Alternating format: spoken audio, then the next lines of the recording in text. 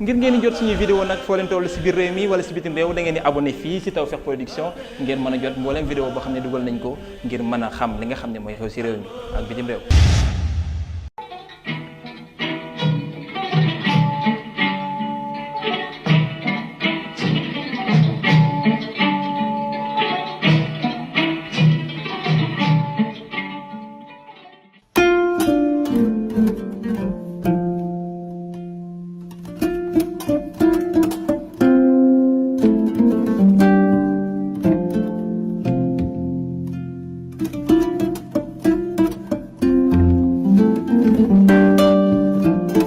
Mes chers compatriotes, comme celle qui l'a précédée, l'année 2018 en a été une autre, en tout point politique dans notre pays.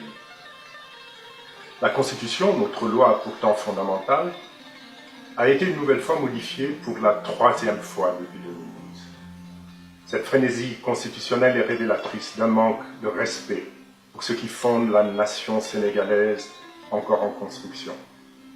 Et lorsqu'elle donne lieu à un vote sans débat, comme ce fut le cas en 2018, elle traduit un manque de culture républicaine et de l'histoire des peuples chez celles et ceux auxquels nous avons confié notre pays et notre représentation pour produire la loi.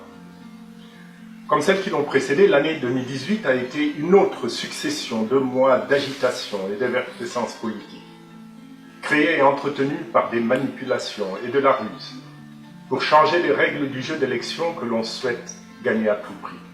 Et 2019, année d'élection présidentielle, sera également politique. Mes chers compatriotes, il sera alors temps de sanctionner cette primauté du politique dans notre pays. Il sera alors temps de faire le bon choix qui permettra à notre cher Sénégal de retrouver sa dignité en redonnant toute l'importance qu'il convient à la valeur travail et en réduisant la durée de ce temps politique déterminé par des politiciens sans autre compétence qui mobilisent toutes les énergies de notre peuple avant, pendant et après les élections. Pour cela, il vous faudra, au soir du 24 février 2019, envoyer au reste de l'Afrique et du monde un message fort, signifiant que la vieille démocratie sénégalaise s'est enfin réveillée et qu'elle rejette désormais toute obsession de demeurer au pouvoir le plus longtemps possible et d'en tirer avantage. Car là se trouve assurément la cause principale de l'allongement inconsidéré du temps politique dans notre pays et en Afrique. Mes chers compatriotes, ne nous y trompons pas. Cette attitude de nos dirigeants doit être acceptée comme à l'origine de notre retard de développement et de progrès.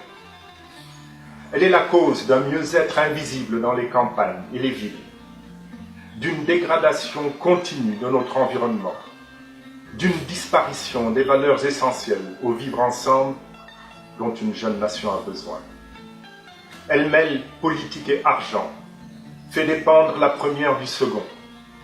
Elle ne survit ensuite que grâce à des sommes colossales d'argent qui ne peuvent venir que de la corruption et de sa généralisation dans un pays aussi pauvre que le nôtre. Cette dernière envahit tout, grande, petite, multiforme. Elle casse les dynamiques d'effort qui seules peuvent construire une économie prospère dans la durée. L'heure du réveil est venue.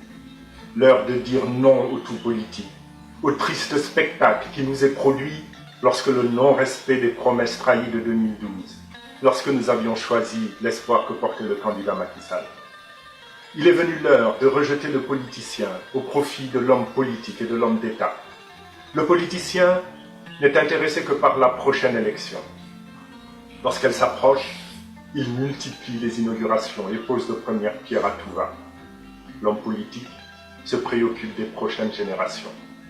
Il construit en cours de mandat des écoles et universités et met en œuvre une politique d'emploi des jeunes aux résultats perceptibles et visibles.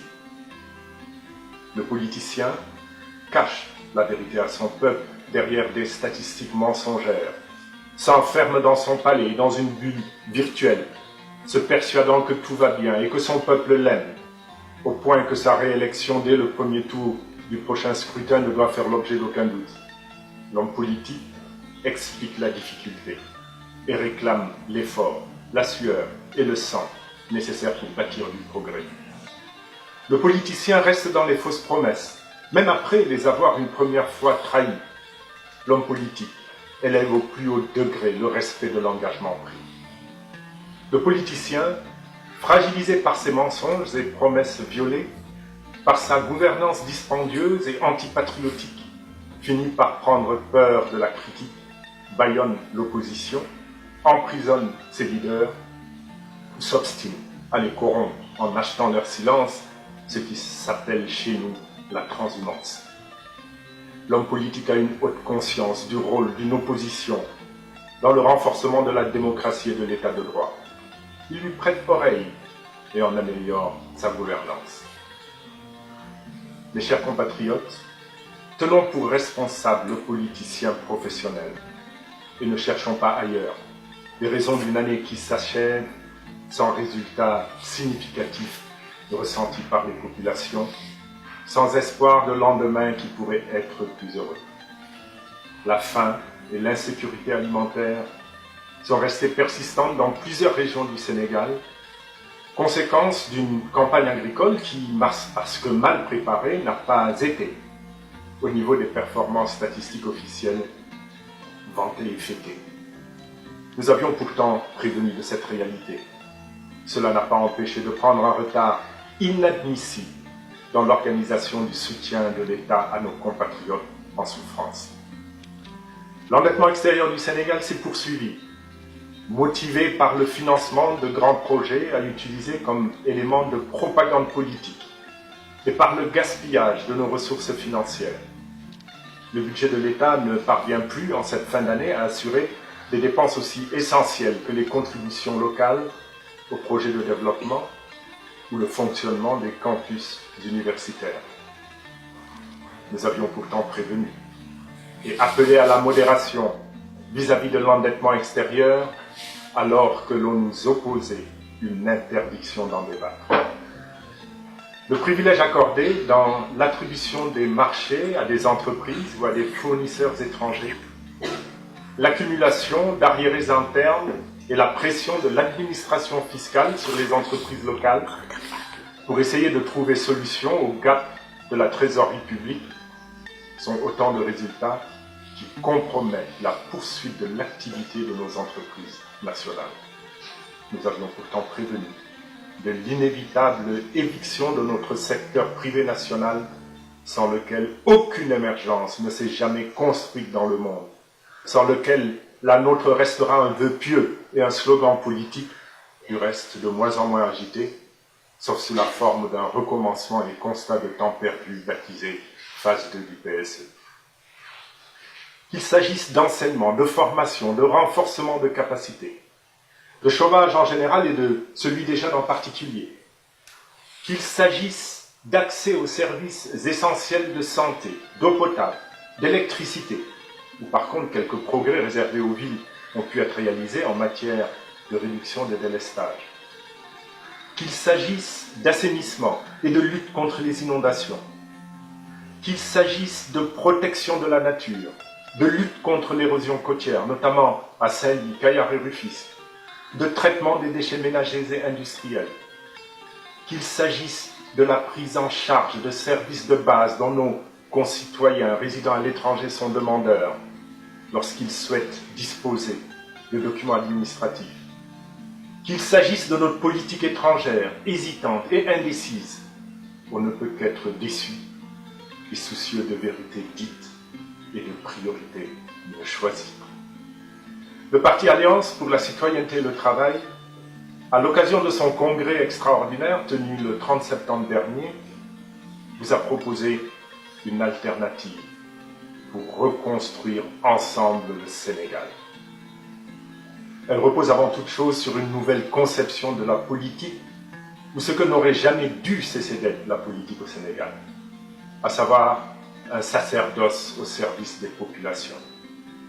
Elle appelle au respect de la parole donnée par nos dirigeants.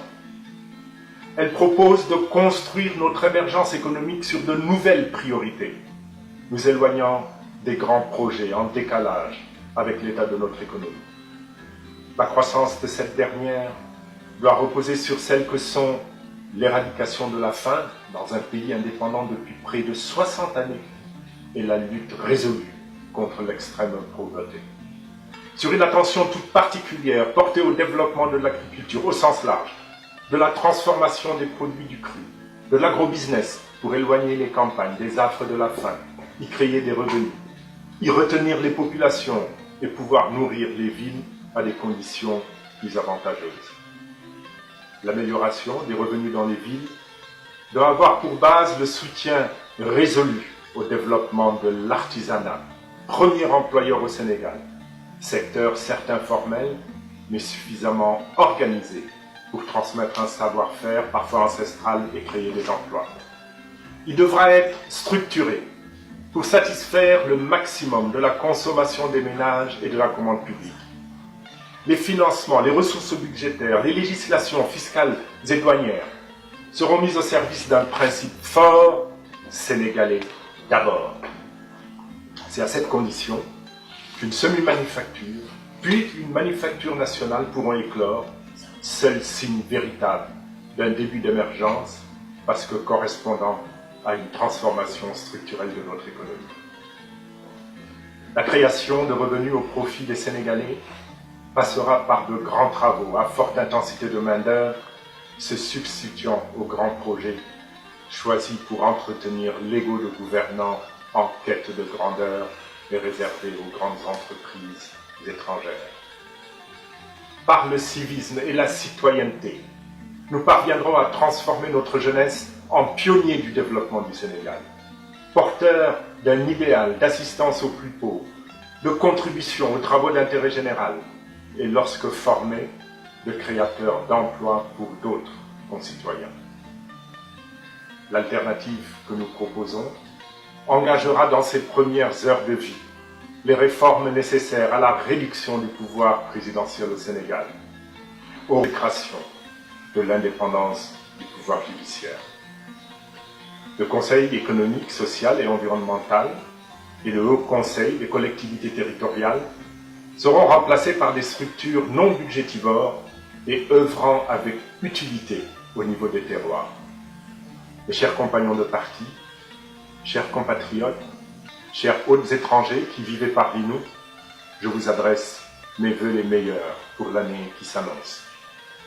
Ensemble, souhaitons qu'elle soit, pour le monde, une année de conflits éteints et de paix retrouvée là où elle en est absente. Souhaitons pour le Sénégal aussi une année de paix et prions Dieu que les élections présidentielles de 2019 conduisent au meilleur choix pour notre pays et ses générations futures. Vive le Sénégal, Deweneti.